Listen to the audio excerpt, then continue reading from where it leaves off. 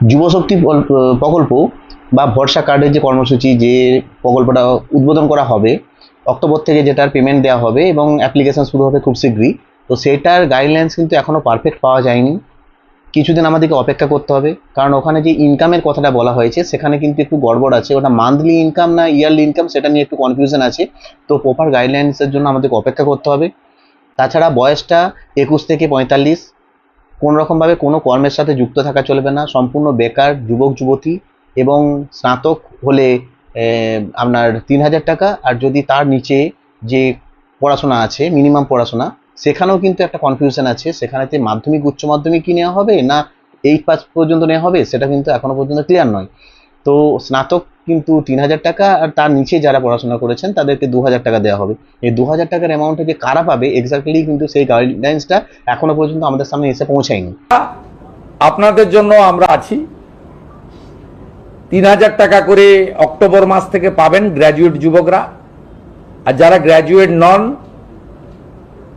যারা ন্যূনতম শিক্ষা বা একটা শিক্ষা নিয়েছেন তার পূর্ণাঙ্গ গাইডলাইন আমরা বের করব, তারা 2000 টাকা করে পাবেন।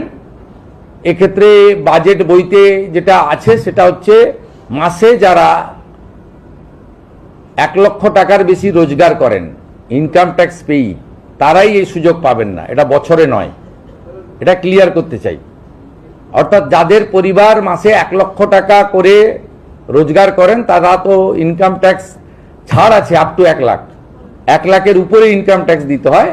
আপনারাও আমাদের সঙ্গে একমত হবেন, 1 লক্ষ টাকা যে পরিবারের রোজগার আছে তার নিশ্চয়ই এই ভরসা স্কিম নেওয়ার দরকার হবে না।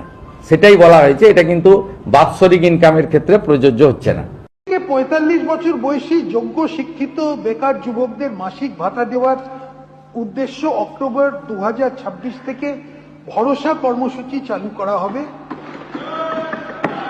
এই স্কিমে গ্র্যাজুয়েট বেকারদের জন্য 3000 টাকা, অন্যদের মাসে 2000 টাকা ভাতা দেওয়া হবে।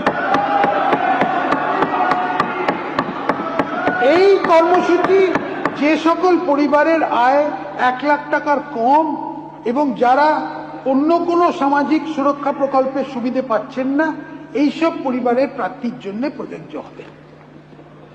তো সেটা গেস করা যাচ্ছে যে মাধ্যমিক এবং উচ্চ মাধ্যমিক পাস হতে পারে। তো যাই হোক, এটা একটা গেল। আর হচ্ছে আপনাদেরকে কিন্তু কোনো রকম কোনো স্কিম থেকে, গভর্নমেন্টের কোনো স্কিম থেকে কিন্তু টাকা পাওয়া চলবে না। যদি পান তাহলে কিন্তু এটাতে অ্যাপ্লিকেশন করতে পারবেন না। তাই এখন অস্থির হবেন না, সম্পূর্ণ গাইডলাইন্স আসুক, অ্যাপ্লিকেশন লিঙ্ক আসুক, অফলাইন কিংবা অনলাইন কোনটাই হবে এখন দেখা যাক, তারপরেই কিন্তু এটা নিয়ে ভাববেন। এখন আপাতত যে প্রকল্পগুলো চলছে সেই প্রকল্পে যদি আপনারা যোগ্য হন তাহলে অ্যাপ্লি করুন, অ্যাপিল করে পরবর্তী ইয়েতে যান। কারণ এখন হয়তো অ্যাপিল করবেন না ভাবছেন, কারণ পরবর্তীকালে যুবশক্তিরা হয়তো পাবেন না। যুবশক্তির অ্যাপ্লিকেশনের কী কী ডকুমেন্টস লাগবে, কী ডিটেলস এখনও পর্যন্ত বিস্তারিত আসেনি। তাই আপনার সামনে যদি কোনো এখন নতুন প্রকল্প আসে, সেই প্রকল্পটা এখন দেখুন, আগে ভাবুন, বিবেচনা করুন যে সেই প্রকল্পটা নেবেন কিনা, না যুবশক্তির জন্য অপেক্ষা করবেন, সেটা ভেবেই কিন্তু তার মতো এগোবেন। কারণ কনফিউশন কিন্তু এখনও রয়ে গেছে। ধন্যবাদ।